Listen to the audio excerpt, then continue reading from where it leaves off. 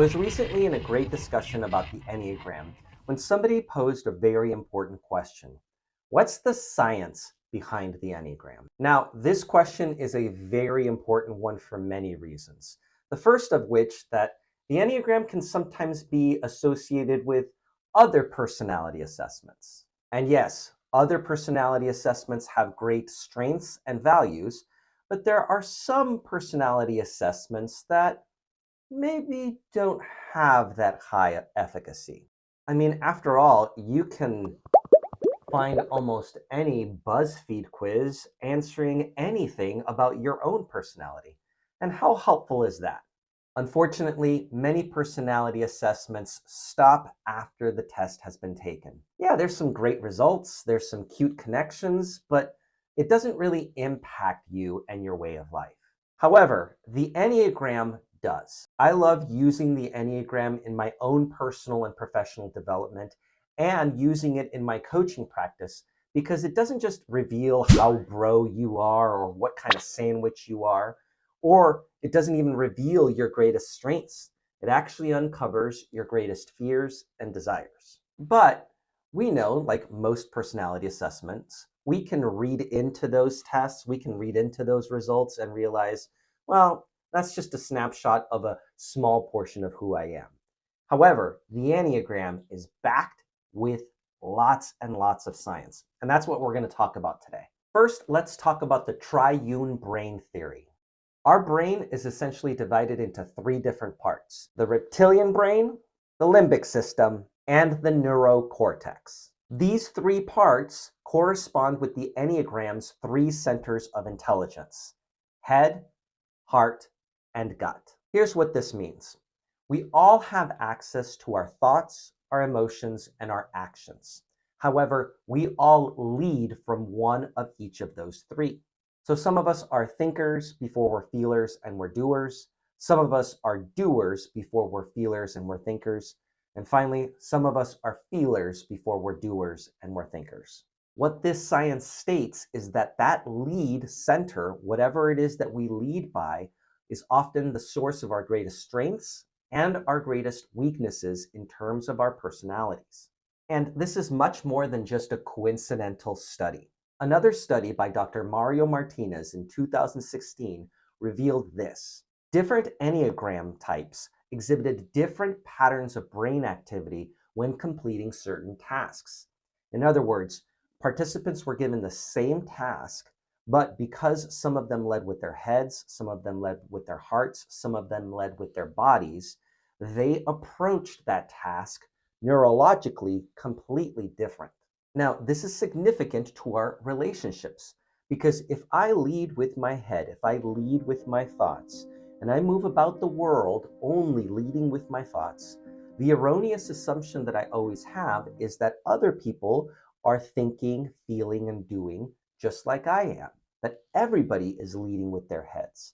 And so it's easy for me to cast judgment on someone who is overly emotional or someone who is jumping into action too soon. Just this fact alone, that different people approach the very same task from a different center of intelligence, demonstrates how powerful the Enneagram is and how it relates to the way that our brain operates. Now get this, a 2019 study by Dr. Jerome Wagner and David Daniels demonstrated something incredibly profound. They found that the Enneagram has a 72% success rate in properly identifying an individual's personality type and how their neurology works. Now, this is all great, but it leads us right back into this problem of, okay, great, I take the IEQ-9, I take an Enneagram assessment, it reveals my type. Now what? What do I do? After all, it's given me basically the same results as what kind of Disney princess are you, right? Well, not exactly. Keep in mind that the Enneagram is a tool, just like any other tool. If you use it correctly and you use it consistently, it can lead to some really profound results. And the goal of the Enneagram is integration.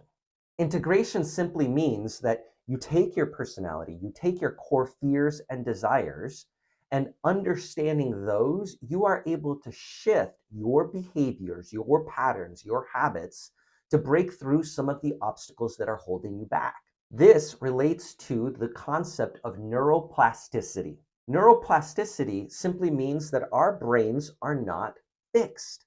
They are not standardized. They are not unmovable. We can change. We can transform our lives only through creating new neural pathways to break through some of the bad habits that are holding us back. Now, you can't break through obstacles that you don't already know are there. And the Enneagram reveals what obstacles are there, what are you blind to, and what's your next cut. You see, the Enneagram is much more than a personality assessment or a fun internet quiz. It is an assessment, it is a tool, it is something that is deeply rooted in history and backed by science, neuroscience, psychology, and sociology. Uncovering your Enneagram type and uncovering your greatest fears and desires is one of the most important and one of the most effective ways on getting you to reach your goals. Now, it's not at all comfortable. When I first got my Enneagram results, I was pretty devastated, to be honest with you. I started to realize the way that I manipulate myself and manipulate others to get what I want in a really ineffective and damaging way. The Enneagram allowed me to understand my core fears and desires and identify the obstacles that I initially didn't know were there. That allowed me to grow and change certain habits and personality traits so that I can be more effective in both my personal and professional life. If you're interested in the Cadillac of Enneagram assessments, the one assessment that is backed by science, I'm going to put a link to our contact info in the comments. Please reach out and we will make sure to get you an IEQ9 assessment as well as a coaching session with me so that we can unpack what those results mean and how you can use them to change the neural pathways in your brain and change the habits and personality developments that are holding you back. As always, make sure that you come off mute, make sure you speak up your story, and don't forget to subscribe if you haven't already for all content related to confidence, communication, and storytelling. We'll see you next time.